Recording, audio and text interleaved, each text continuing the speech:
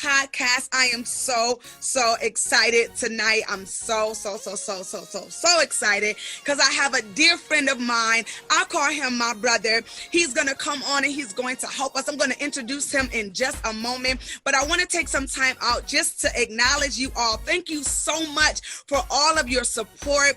Now that we have run the podcast live so that you can see us, right, and walk on this journey with us as well. So I am happy and excited to introduce my brother all the way from Chicago, Illinois. I'm telling you, he is in a powerhouse. He's an awesome man of God, right? So we don't just bring professionals on here. We bring professionals with faith, okay? I just need you to know that he's not only a professional and his words are not just rich in the spiritual aspect, but it also edifies us on our everyday journey. So I bring to you none other than my brother, Daniel Jones. Hey, brother, what's going on? What is up, Jakima, my sister from another mother? How are you? We not related, but you know, y'all the extension of the Jones family. Y'all the Rochester chapter. Yeah, we the Rochester chapter. We over here, we holding it down in Rochester. Oh, yes, yeah. So I am excited. Are you excited to be here? I am. I just want to say you are doing a phenomenal job. I'm telling you. You are, when they say God sent, oh my God. I mean, you're in the park. You're at the beach. I mean, you're spreading the gospel like Jesus commissioned us to spread the gospel everywhere, right? The highways, the byways, I'm telling you, and your gift of prophecy and just how you preach the word with power and boldness, I'm telling you, it is needed because it's so watered down. But I can continue to go on about you because, you know, I know you, and you just continue on to do what God has led you to do, and you're definitely following the Spirit of God, and I appreciate you. Man, I appreciate you too, brother. That's why we have you on today, because all that you're saying about me, I feel about you. So we're going to get off of me, but thank you so much for that. But I want the people to get to know who you are. We met a few years ago, y'all, when we our family relocated to Chicago, and we were there for about 4.5 years or so, and we linked up with this awesome family, the Jones family. That's why he said we're the extension. And when I say this man, him and his beautiful wife are just so loving. They're so warm. They're down to earth, right? They're not overly spiritual. You can have a conversation. And the Spirit of God had led him to launch out into the deep. And I wanted to make sure that I was the first partaker of this amazing ministry that he has going on. So please, Daniel, let us know a little bit about you. For those that don't know you, have no clue who you are, go ahead and let us know what you all about. Wow. So I'll try to keep this short. You know, God has me in so many different areas, but you know, I'm Daniel Jones. I'm based out of the Chicago area. You know, when I say God first, God first. I've been in ministry for a little over 10 years. And so I'm an assistant pastor. And so I'm just excited about that. You know, I'm in the training industry. And so I train, I teach, I develop. You know, well, let me back up a little bit. You know, she talked about my amazing wife. Woo, Sakari Jones. Yes. Oh my God. I've been married for 16 years now. For Lou. 16 wonderful years. There have been some ups, there have been some downs. But when I say, woo, we cruising now. Oh my God. It's so great. It's so great. So yeah, it's my beautiful wife for 16 years. I have 3 lovely children. I mean, stair steps, 13, 14, and 15. Oh, Jesus. And so I love my children to death. Oh my God. So now I can fast forward again, right? Okay. I got my beautiful family. You know, been in ministry for over 10 years. I'm in training. So, you know, like you say, launch out in the deep. Oh my God. When I say I'm following nothing but the Spirit of God with this, I'm telling you, because it's scary doing it, you know. But, you know, with God, hey, I cannot fail. Amen. And so I have my business, One Motion. And what that is I equip. And who do I equip? I equip people, individuals, couples, organizations, leaders. I equip them to take action. I equip them with tools, strategies, techniques to take motion, to move, to get to that next level, to stop procrastinating, to stop being stagnated. You know what I'm saying? And just continue to move. You have goals out there in life. I don't care if it's fitness goals. Right. I don't care if it's leadership goals. I don't care if it's goals on your job. I don't care if it's personal development goals. Whatever it is, I'm here to help you. I'm able to assist you. I'm able to motivate you, inspire you to take those steps to go to the next level. You want to get one life, so that's one shot, and you can do it. One motion, baby. One motion. I'm here with you. I love it. Because God dwells in me. I'm just so excited because whatever it is, people just get to a place to where they let all these outside influences stop them. I'm like, look, you can push through it. It said you can go over it, you can go around it, you can go under it, or you can go through it. However you got to do it, make it happen. Take action. And so I'm excited. That's what I do. You know, I train, I teach, I motivate, I equip. Hey, whatever it is, I'll help you get it done. I love it. I feel your fire all the way in Rochester, New York. Okay. I absolutely love it. One motion. So what made you come up with that one motion? Like what made you stand behind that name? Like out of all the things that you said, one motion just stood out. And I'm like, oh, I like that. That's catchy. Like what made you lock in on that name? Well, you know, all my life, I've been the type of person to not stand still. You know, I always believed in progress. I always believed in, you know, you have people you look up to and, you know, you want to get there, right? And so I was always the type of person, and people told me, you got to ask for everything, don't you? You know? I'm like, I try to. If whatever's in me, I like to share it, right? I like to be able to pour into people. I like to encourage people. This world is crazy enough, you know, to where you got evil is all around, you know, and so it's up to us, you know, to be the children of the light, to share their light, to help others. Don't look, hey, there is hope. I don't care if it's an ounce of hope. That's more than enough to get you through. And so when it comes to one motion, that one, it starts with you. It starts with you. One. All it takes is one. It starts with you as the individual. If you're not right, if you're not whole, how can you help somebody else? So it starts with you, and it starts with you to make that move, to take flight, to take motion. And so that's where God gave one motion. You know, one motion, and it's only one life. You know, so we're mind, body, spirit, soul, right? All those entities make up one. We're one body.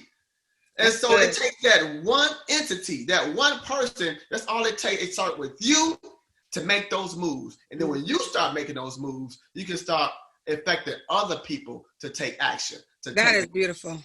That's it's so important. I'm so glad that God, you know, put this on your heart. And I want to say that I appreciate you responding to the voice of the Lord concerning this, because that one motion right now, I feel like even during the pandemic left a lot of us stuck. It left a lot of us just complacent, a lot of us waiting. I saw one of your videos. You was like, what you waiting for? You going to wait until 2021?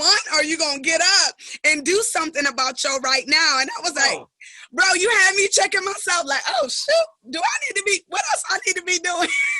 Come on. But it's so imperative. And I'm so grateful that you answered the call to God to help us. Sometimes you just need that. And this is the reality, right? Sometimes you just need that person to kick you into your next place, right? Kick you into your get out and go, you know? So I appreciate your fire and your determination. Thank you. To go up against our rebuttal, right? Because we want to sit on the couch and just chill, but you like, get up. Like when I hear your video, I'm like, oh, let me check myself, sis, because You ain't moving.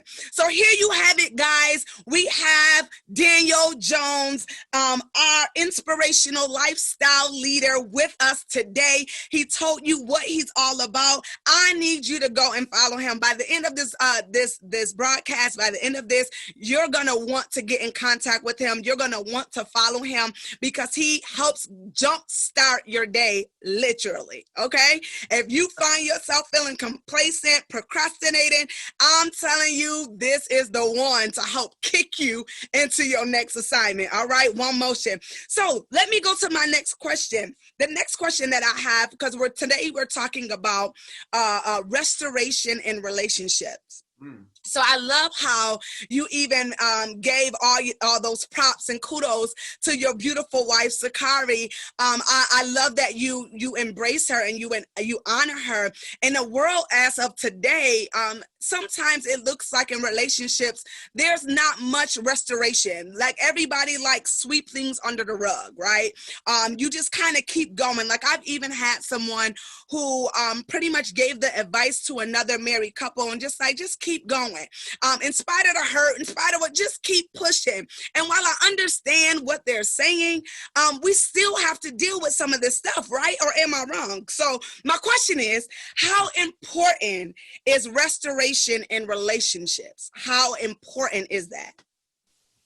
Very, very, very important. It's crucial. I said before, you only get one life. Right. Why would anyone want to spend that one life miserable? Just for the sake of saying we married? Oh, come on. Now, I do believe wholeheartedly, fight for your marriage, right? But in order to do anything, you have to do it the right way. It's not what you do, it's how you do it. And so I do believe in fighting for your marriage when it's worth fighting for. Right? As you say, fight the good fight. Come on. Right? You got to fight the good fight. And so restoration is very important. You only get one life. And when you get married, when you're in a relationship, we know that there's some work to it. Right? But you don't want to be broken. Right. Right? You want to be able to enjoy your partner, your spouse. You want to be happy. You want to be able to go through life together. There's some times when it's going to be tough. And when you got that partner alongside of you, your ride or die, right. If you ought to get through that together, it's like nothing else. It's the greatest feeling in the world because the two became one and y'all together as one getting through that thing. So restoration is very important. No one should sit there in a relationship miserable. Whatever it is, whether it be intimacy, whether the lack of intimacy, whether it be finances, whether it be infidelity, whether it be a lack of communication, whatever, not taking care of the kids together, whatever it is, if it's broken, work towards to get it fixed. Come on. Let that thing restore it. Make it be whole so y'all can be whole together as one and enjoy this one life you get. So yes, everything should be restored. You should work towards restoration in every part, every area, every facet of your relationship. Well, we can end the interview right there because you don't hit almost all the questions that I had for you. But you said something that was so vital when you talk about restoration in relationships, that you have to be able to speak, because you have to speak to restoration in all aspects, because no one wants to be miserable. I think that is so key, because I feel like in a lot of relationships, especially, can I just talk about us church folks for just a moment? We over spiritualize almost everything, and it's almost, it makes us feel inferior and it weakens us, because we're just supposed to, allow God is just going to take care of everything. And don't get me wrong, I am a firm believer that you can do all things through Christ who strengthens you, but you still have to work. Okay, you still have to put in the work. So my question is, and you said no one should feel miserable. My question to you is, can you help us understand or give us in your mind what that timeline look like if you're experiencing that place of not feeling complete, if you're experiencing that place of not being one with your spouse or your significant other, however you want to put it. How much do you tolerate before you realize that the relationship is just not worth it? Like, what are those factors that you have to check out and be like, you know what, this is not the fight that's worth fighting? Okay. That's kind of a loaded question, right? So I'll try to simplify it the best way I can, right? So first of all, we have to understand that every person, every relationship is different. Right. The one thing we get in trouble is comparing your relationship to someone else's relationship, because you don't know fully what goes on behind those closed doors. You don't know all the details. You don't know what happens. Stop comparing your relationship with Johnny and Kelly did it this way, and Sam and Elizabeth did it this way. But you don't have all the information. You don't have all the facts, right? Mm-hmm. God didn't put you with them. He put you two together. So first of all, stop comparing. Mm-hmm. What's for you is for you and yours. Mm-hmm. And so that timeline, it all depends on, one, how you're built, right? Everybody has a different threshold. Mm. Some could take more than others. So it just depends on those two. Now, I will say this, if it's not progressing, then you need to start thinking. Mm-hmm. If you two are working together and trying to make that thing right and restore that area, and it's progressing, then that's a great thing. That's what you want. You want progression. Right. You want progress. You want things to get better.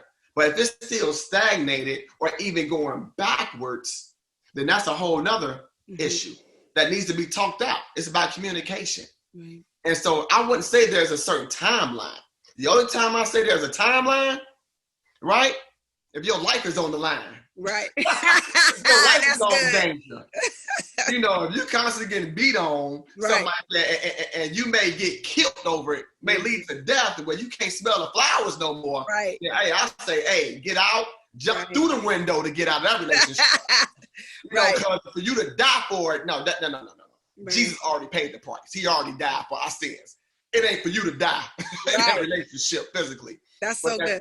So it just depends on whatever's going on between you and your spouse. If progression is being made, that's a good thing. If it's not, then y'all need to continue to have a conversation. Like, look, this is where we at, and it's not moving. The area is not getting better. Mm-hmm. What's going on? Mm-hmm. So that timeline just depends on every relationship. It differs in every relationship. That's so good. I like how you said everybody has a different threshold. So what one can tolerate, the other may not be able to tolerate. So would it be safe to say it's important for you to know yourself, right? So that you know what it is. Yeah. Do you know what it is that you can tolerate and what you can't? Because a lot of times we feel like we can't tolerate something, but we're actually equipped to tolerate it. We just don't want to. That's why it's important to be led by the Spirit of God. Mm-hmm. Because if you're not led, you would quickly jump, maybe prematurely. Right. That's good. That's good. That's good. This is good to me. This is real good. Awesome. Awesome. So that kind of goes into my next question that I have. Most of the time when we think of restoration or a relationship that needs that repair or needs that fixing, most of the time our minds go right to one thing, and that's infidelity, right? There's something happened. Somebody stepped out of a relationship and needs restoration, right? So if there is infidelity in a marriage, and I'm going to say a marriage because I know that there are other relationships, but here, this is fighting the good fight. So we want to make sure that we're not promoting any other relationships outside of marriage. We're just going to put that in there real quick. But if there is infidelity in a marriage, and is that like an automatic, and then you kind of said this, but I want to specify it for infidelity. Is that like an automatic deal breaker? Like if someone cheats and steps outside of the marriage, is that like okay, it's over, it's done, we can go ahead and file up the papers? So I'm gonna go back to what you said. Know thyself. Mm-hmm. You go into a relationship a lot of times knowing what you can tolerate, knowing what you can't tolerate. But then again, once you get into a relationship, you know, when you cross that bridge, some things change, right?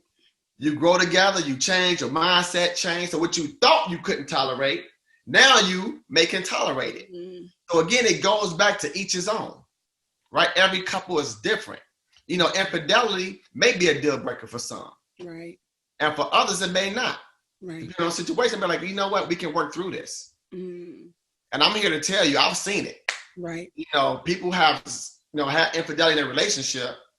And if they would have jumped out of that relationship, who knows what would have happened? Right. Some stayed in and they have the best relationship ever. That's true. Because it was something that taught them. Mm. They had to mature. They learned from it. They were humbled by it. Mm-hmm. And it made them the best woman, made them the best man that they can ever be because of that situation. Mm. You know, sometimes situations are there to make you. Nobody wants to be cheated on. Come on. Right. But they really don't. I mean, nobody's like, you know what? I think we need to be cheated on so we can get back. You know? Nobody sits there and like, you know what? Let's go ahead and kill each other so we can grow. No. You know, but if it does happen, right, it's not the end. It doesn't have to be. If both parties say, you know what, we can make this work. Mm-hmm. If you make a vow, because it was already broken, right? But if you sit there and re-up on those vows, right, and say to yourself and say to your spouse and really in your heart, mm-hmm. and say, you know what, that wasn't me. Right. It shouldn't have been me. Right.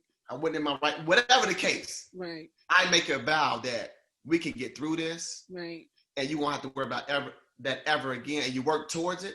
Both parties work towards it. You know, it can wind up being the best relationship ever. And then you can use that to help others. That's good. That's so good. And you actually just answered my next, you on fire, bro. You actually just answered my next question. And that was going to be, you know, what are the steps that will be necessary if there is infidelity in a marriage? What are those steps that they will have to take to be successful? And you hit it on the money. You know, I like how you, emphasize that it has to be both parties. You got to go back to that agreement. You have to go back to that contract and be willing to say, look, I messed up. And I think that, and this is just me speaking, I think that a lot of times what is the biggest problem is not the fact that we committed the act, but that we won't own up to it.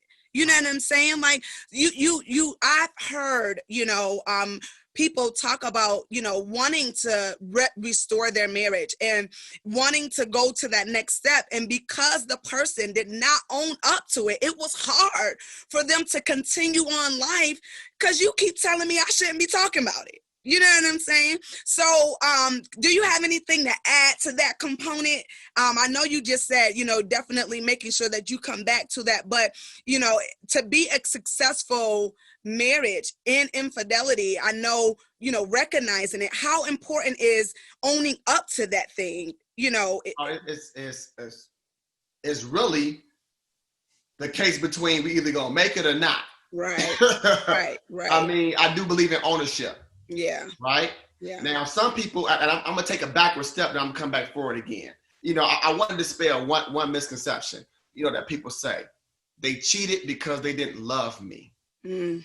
I'm here to tell y'all, love had nothing to do with it. Come on, say it again, brother. Love. That don't mean they didn't love you. Mm-hmm. That was a fleshly, sexual act that they partook of for whatever reason. There's multiple reasons out there. Mm-hmm. That don't mean they didn't love you. Mm-hmm. Because if they didn't love you, then they would have left you and moved with that person. Right. Stay with that person. Right. That's a fact. So let's start this misconception that it was because they didn't love you. No, it had nothing to do with love or the lack thereof. Right. So that's one thing I just want to throw out there. I'm sure people may disagree with it, but hey, we can agree to disagree. Right. But there are a lot of steps. One, when you broke that covenant with your spouse, who else did you break that covenant with? Come on. God. Because when you made those vows, you made a vow to God, to your spouse and to all those witnesses Right. at that $10,000 wedding. Come on and make it plain. You made a vow of commitment, right? That's why they say you're supposed to have witnesses. Mm-hmm. You know, and so the first step is you got to get that thing right with God. That's good. You have to, because if you can't get that thing right with God, how in the world can you get something right with your spouse, with your partner? You cannot. Right. Because you're supposed to love them like God loves you. You're supposed to take care of them, your spouse, like God take care of you. Mm-hmm. So that's the first step. You know, building your spiritual man back up, your spiritual woman back up. And I believe you should do it together. Mm-hmm. Do it together. Build it back up together. And then you should seek some help naturally so. Mm-hmm. You know, I believe that you should seek someone, and that's going to have both you guys' heart at best interest. Right. Not just one, not the other, not come down on the person who thought it was. You know, it should be an unbiased. Of course, you know who thought it was, but you should have some type of counsel, right? Godly counsel that can help lead and help you guys come back together and build that relationship together. Build it together.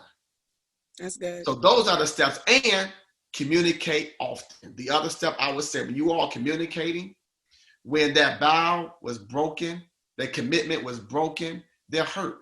Yeah. They're hurt. So you got to allow them time to voice whatever they got to say, right? However they want to get it out.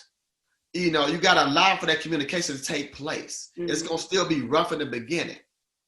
But as you allow communication and allow the hurt to come out, allow the stress to come out, however they want to voice it, allow it to come out so they can start being rebuilt. Mm. You know, so you got to seek God, you got to seek counsel, and you got to communicate with each other often. That's so good. That right there, I think that is key right there. That right there, I'll pay you $1 million for, because you don't seriously, you don't understand how important it is for the other person to help the next one heal. That's how you let them heal. Like if that communication piece is epic. Like I've been in so many, conversations where it's like, now not only did you commit the offense, but now you're making them feel bad because they voicing their hurt. You know what I'm saying? Why you keep bringing that up? Why you got to keep? Do you not understand the power that you have to help them heal? Right? And that is where the restoration. You about to get me started, brother. That's where the restoration comes from. Is that you are taking that ownership and saying, "Look, you know what? I know that that's not you. I know that that's your hurt." Right. And allow that hurt to come up. Allow, and you got to be strong for it. Right. You were strong enough to commit it. Right. Oh, that's good. That's so good. You got to be strong enough to take it.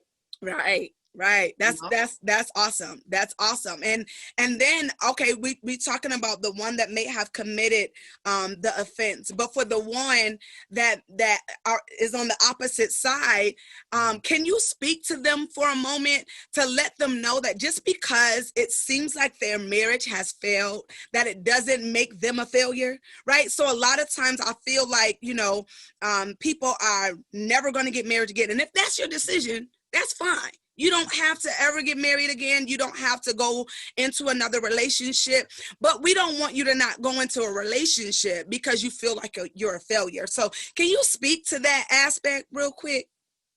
Yeah, just because the marriage failed, that don't mean you're a failure. Right. If the marriage so happened to fail, I say this all the time, all things are passed away, behold, all things become new. If I steal, does that make me a thief for the rest of my life? Right. Are you telling me that there's no comeback? Come on. That there's no place that we can move forward and be forgiven of that thing and move forward? Mm. So if the offense was committed against you, that don't make you a failure. Mm. The marriage may have failed, but guess what? You push that thing behind you, it didn't work out, you press forward. You move forward. Understand that you get your mind right because you got to be restored in order to be ready for somebody else. And so you are not a failure. Just because failure happens does not make you a failure. What that did was You learned something from that experience.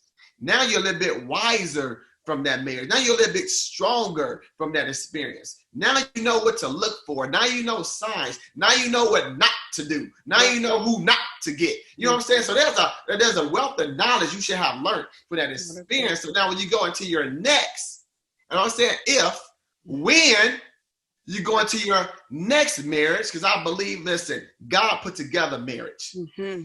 God put it together for you all to enjoy life together. It's not good for man to live alone. Come on. Now it's for one man too. It's not good for man, woman to live alone. Amen. And so you don't let that experience mess you up so bad you think that you're damaged. You're never damaged goods. God didn't make nobody damaged. Right. When he made you, he said it was good. He made you in his likeness and his image. You got to understand that. Mm-hmm. You got to understand and know that, look, I'm a king's kid. Come on. I'm the child. I like to tell people, and I messed them up with this. I like to tell them, I'm the son of Jesus. Mm-hmm. Like, what? The son of Jesus? I am. Jesus is God, and I'm the son of God. Right. We all God's children. Right. And so you got to understand who you are. Mm-hmm. So once you understand who you are, you will know that was a isolated incident. You're not damaged. You might have had some damaged issues going on, but it can be repaired. It can be restored. Get ready for your next king, for your next queen. I love it.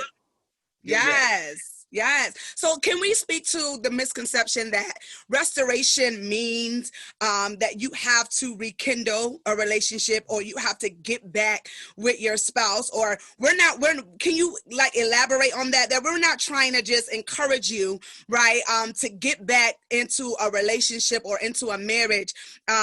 Restoration doesn't necessarily mean uniting a natural body to another natural body, right? What we're trying to get them to understand is the fixing and the meaning of the mind. So can you elaborate on that real quickly, just for somebody to say, like, look, okay, you talking about restoration. Do that mean I got to go back to my spouse?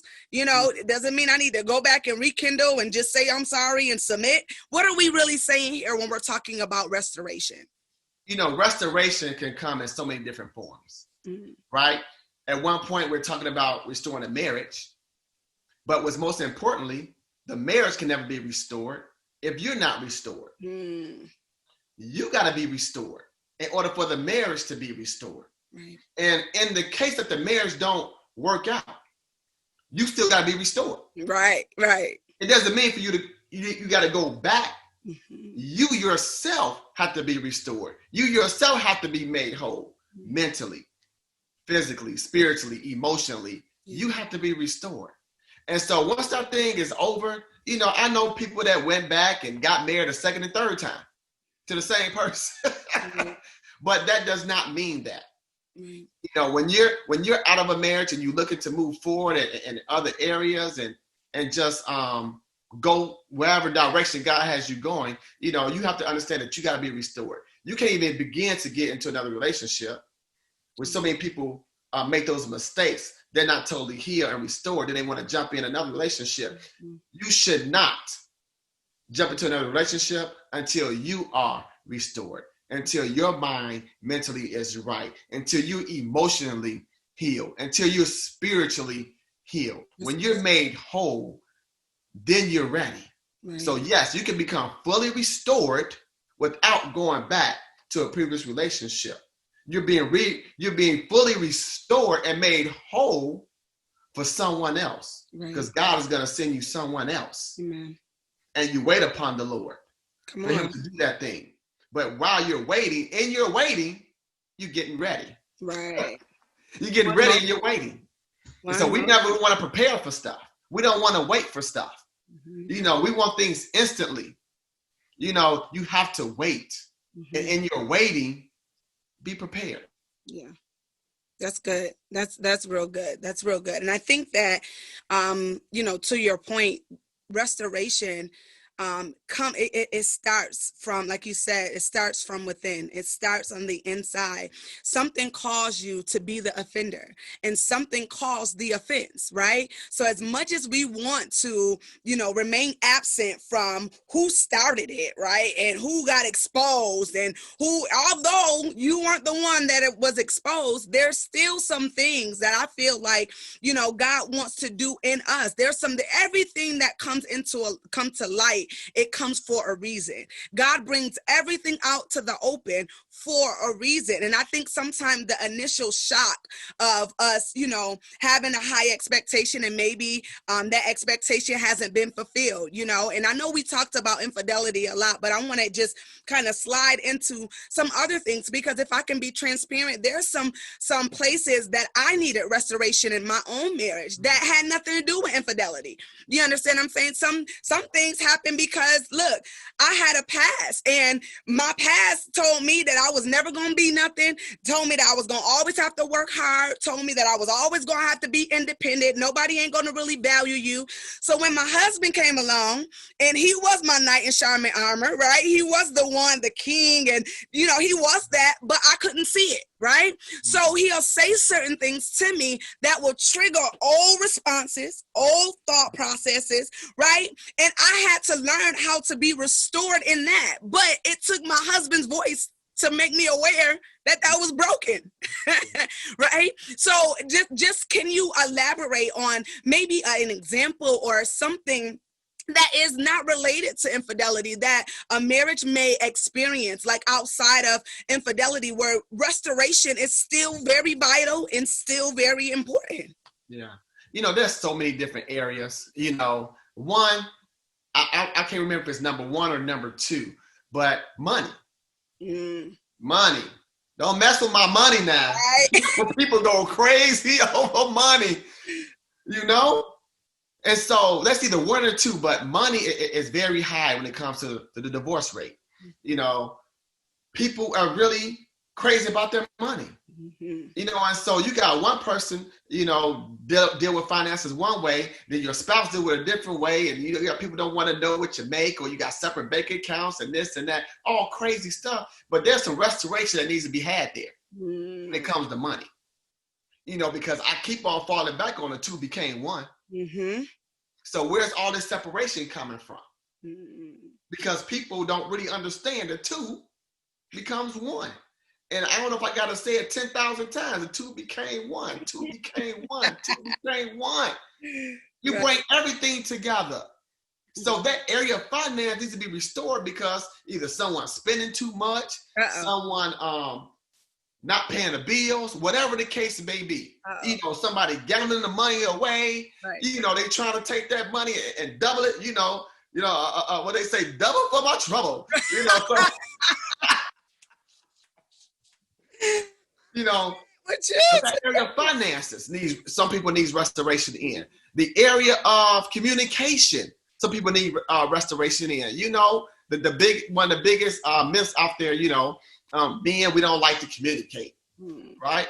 And to an extent, that is true. We don't like to communicate a lot, but sometimes that can be causing a hole, in your marriage because you're not communicating or you're not communicating effectively.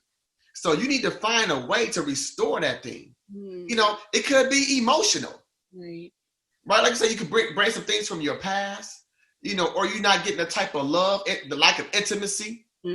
Sex is the other one. Right. It may need some restoration in that area of intimacy. That's good. When you get married, sex. Come on, say only instituted for marriage. So if we're not supposed to have sex outside of marriage and we get married, how dare you? How dare you? Help us, Lord. So y'all need to work that thing out. Right. And I can get deeper because, I work with couples. I love it. However it is, however she want it, however he want it, y'all talk that thing out. Right. Frontwards, backwards, upside down, how many other times a week, how many times a day, Y'all got to work that thing out. Mm-hmm. You got to work it out. And again, every relationship is different when it comes to intimacy. But you got to communicate, talk that thing out. What's going to work for the two of you to be made whole in that area of intimacy. Right. So, no, it's way more than just infidelity. Right. You know, it's all these other different areas that you need to be whole in when it comes to a relationship. And the truth of the matter is we are flawed creatures, right? Yes. The Bible says all have sinned and fall short of the glory of God. So we are flawed naturally. We are flawed creatures. And I think that, again, that restoration piece, once you understand that Christ is our Redeemer, right? He is the one that helps us piece all of those broken pieces together, bring it all together, and give us that understanding, give us that knowledge, give us that ability to speak to those things that are flawed in our lives, right? So that we can be presented first to him without spot or wrinkle. And then that just makes us even better for our spouse, you know, and being able to help them and support them and knowing when I'm in this season now, I'm gonna be a little transparent. I'm in this season now where I'm learning how to value my husband's voice on a different level. And it's not to say that I never respect his voice, but I'm understanding that there's times and seasons, right, where God will have one spouse, you know, to be that one that's speaking. Nope, this is the way we going. This is instruction. And I believe that man is the head of the house and all that good stuff. But there's sometimes where God will have me, you know, nope. Go use your expertise in this area. Go ahead. That's what makes the marriage so successful. So I love how you emphasize restoration, because we are flawed. We are born into sin and shaped into iniquity. So when you get married, it don't mean, even though two becomes one, it don't mean that y'all whole, right? It don't mean that two whole people came together and now you have a whole marriage. No, you're broken, right? And depending on how much work you invested in yourself will determine how much work you need to work, you know, in the marriage, right?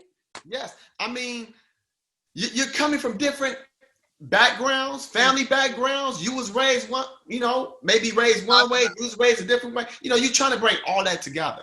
That's why communication is so key. And that's why keeping God first is so key.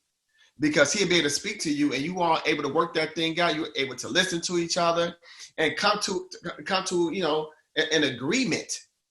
And, you know, I love what you said about, you know, it just depends on the direction. That's because when the two are led by God, the other don't have a problem listening. You know what? Oh, that was good, honey. Oh, yeah, that's the way we gonna go. Well, the other person might be like, you know, oh, yes, thank you. That's the way we gonna go. You know, because the two is listening to God. You know, you both in tune with the Spirit, and so it's not a bumping of the heads. It's a coming together of the heads. What direction we gonna take? You know, Jakima, I actually thought about this. This was like maybe a couple months ago. Mm-hmm. And I think about where me and my wife is at today. Mm-hmm. And I asked myself, if I was not married, you know, would I be in this certain place in life where I'm at now? Mm-hmm. You know, I'm blessed. Mm-hmm. Now, I'm not saying I got all the fancy cars. I'm not saying I got, you know, the big, huge mansion. I'm not saying I got this $8-figure bank account, but I'm blessed. Mm-hmm. I'm happy where I'm at. But even where I'm at, would I be this far without her? With her, I believe it's only because we're together, we're made to be together, to take this journey together, to get what God has for us. Mm. And you can only get there with the mate that God has placed you with. Mm. I just truly believe that. Mm. You know, and so when you learn how to work together and stop, when we learn we a team, right. When you learn, when it hit us, that's a whole other level. We really a team. It's not the Lakers versus the Celtics. That's not good versus evil. Right. We're both good. We on the same team. I love it. Same team. Once that light bulb kind of went off, you're like, you know what? The competition was over. Come on. Together. Man, it was just a beautiful thing to watch. us grow together, and we still growing together. We still learning. We still pushing together. But it feels so good when you have that mate you can push together. When you got it on your right and your left, it's like you is her, she is you. You know, y'all just working up. Oh, it's beautiful. It's a thing of beauty. Yeah. It's a thing of beauty. And so you got it. When I said, yes, it's a thing of beauty. I love it. I love it. I love it. We can go on and on. So listen, y'all, I need for you guys to go ahead and follow Daniel Jones. Okay, this is just a little bit, right? We can't even go as far as we want to go in this conversation, but I'm sure that you got some jewels, some gems, some nuggets to be able to apply to your current relationship and make sure that restoration is your priority. So please, Daniel, let us know, how can we find you? Where can we find you? Give us your information of where someone can go in and start following you like right now. Yes, so if you go to DanielJones360.com, DanielJones360.com, you can connect with me on Facebook, Instagram, and even check me out on my website, onemotionnow.com. But all that is through DanielJones360.com. Connect with me. I love to meet you. I love to work with you. I'm telling you, because we can grow together. I wish you the best. I'm telling you, I just love people, Jakima. So if anybody need any type of assistance, anybody needs some support, hey, come on, DanielJones360.com. I'm here to work with you. And come on, you only get one life. Let's make it great. Let's enjoy it. Let's laugh together. Live, laugh.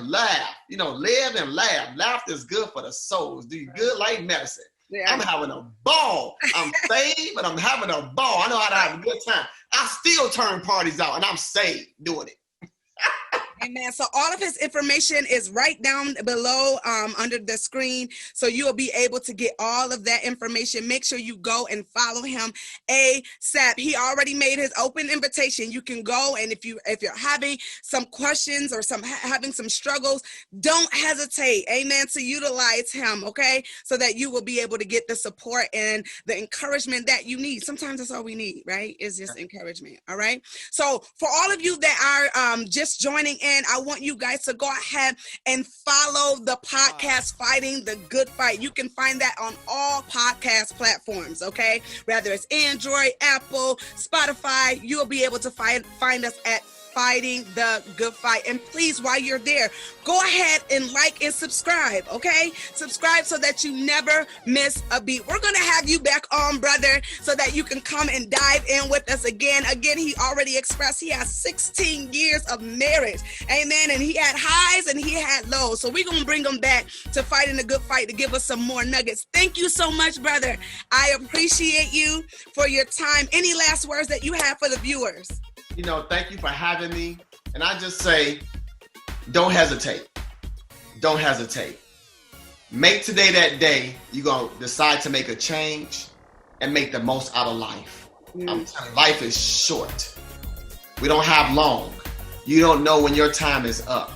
So whatever time you got left here on this planet called Earth, make it the best. The song says, give it your best shot, or hit me with your best shot. That's what it says. So give it your best shot. You can do it. You got the support. We're here for you. I'm here to help you. I'm here to push you. I'm telling you, make it count. One motion. Awesome. All right. Until next time, we will see you guys later here on Fighting the Good Fight. You have a blessed day. Bye.